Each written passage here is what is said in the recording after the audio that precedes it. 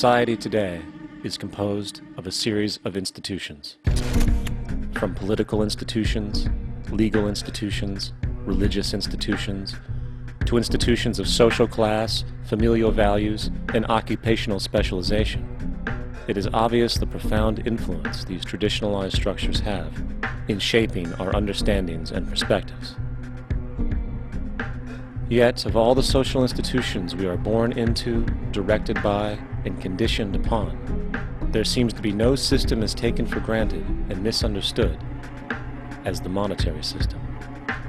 Taking on nearly religious proportions, the established monetary institution exists as one of the most unquestioned forms of faith there is. How money is created, the policies by which it is governed, and how it truly affects society are unregistered interests of the great majority of the population.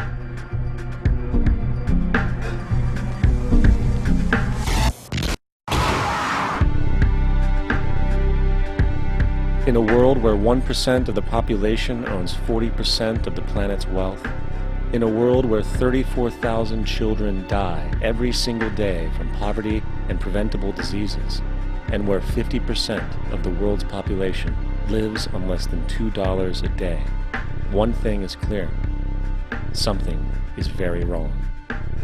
And whether we are aware of it or not, the lifeblood of all of our established institutions, and thus society itself, is money. Therefore, understanding this institution of monetary policy is critical to understanding why our lives are the way they are. Unfortunately, economics is often viewed with confusion and boredom. Endless streams of financial jargon, coupled with intimidating mathematics, quickly deters people from attempts at understanding it. However, the fact is, the complexity associated with the financial system is a mere mask, designed to conceal one of the most socially paralyzing structures humanity has ever endured.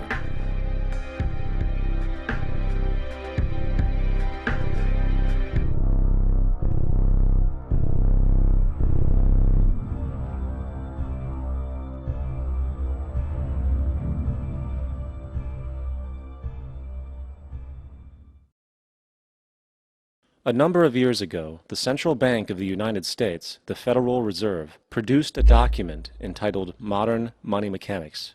This publication detailed the institutionalized practice of money creation as utilized by the Federal Reserve and the web of global commercial banks it supports. On the opening page, the document states its objective.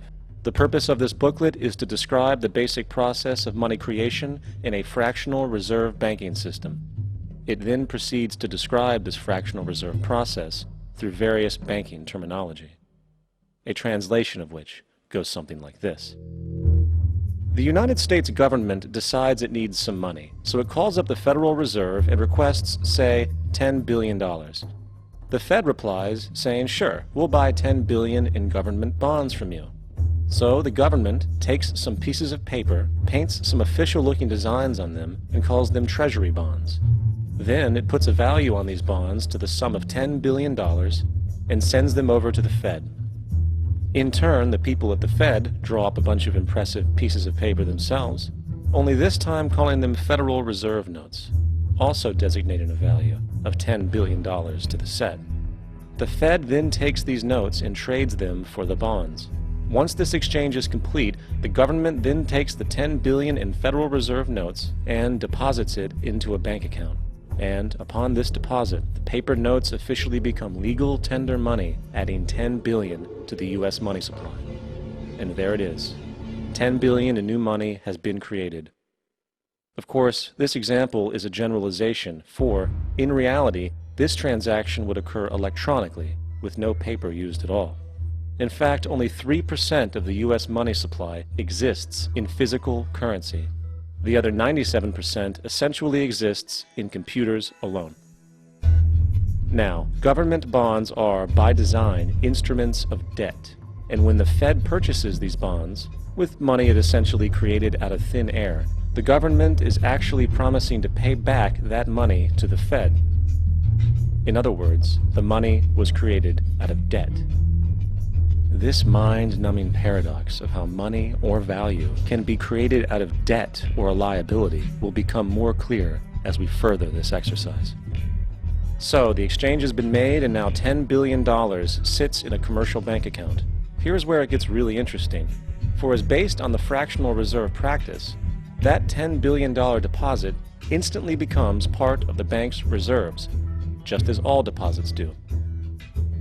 And regarding reserve requirements, as stated